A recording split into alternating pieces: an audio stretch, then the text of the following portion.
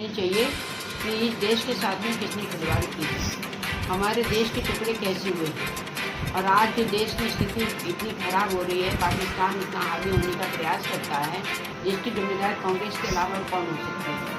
क्योंकि उस समय हमारे प्रधानमंत्री जो थे वो नेहरू जी थे, जवाहरलाल नेहरू जी थे, उन्हीं की साठगांठ से जो अब जिन्ना की दोनों की सहमति से जो है ये स्थिति हुई कि पाकिस्तान बना और आज पाकिस्तान जो है वो सरदर्द होना है।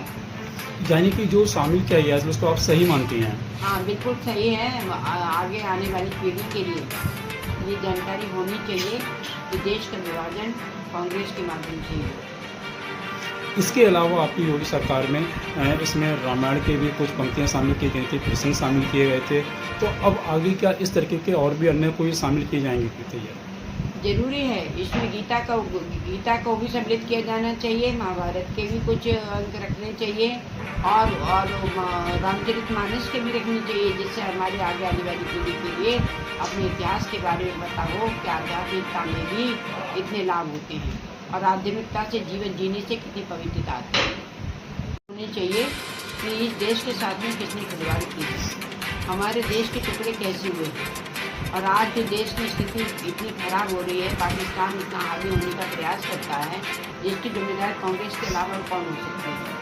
क्योंकि उस समय हमारे प्रधानमंत्री जो थे वो नेहरू जी थे, जवाहरलाल नेहरू जी थे, उन्हीं की साठगांठ से जो अब जिन्ना की दोनों की सहमति से जो है ये स्थिति हुई कि पाकिस्तान बना और आज पाकिस्तान जो है वो सरदर्द होना है।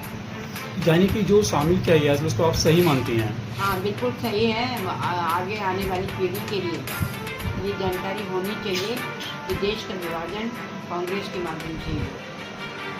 इसके अलावा आपकी योगी सरकार में इसमें रामायण के भी कुछ पंक्तियां शामिल की गई थी, प्रसंग शामिल किए गए थे, तो अब आगे क्या इस तरीके के और भी अन्य कोई शामिल किए जाएंगे कहते हैं?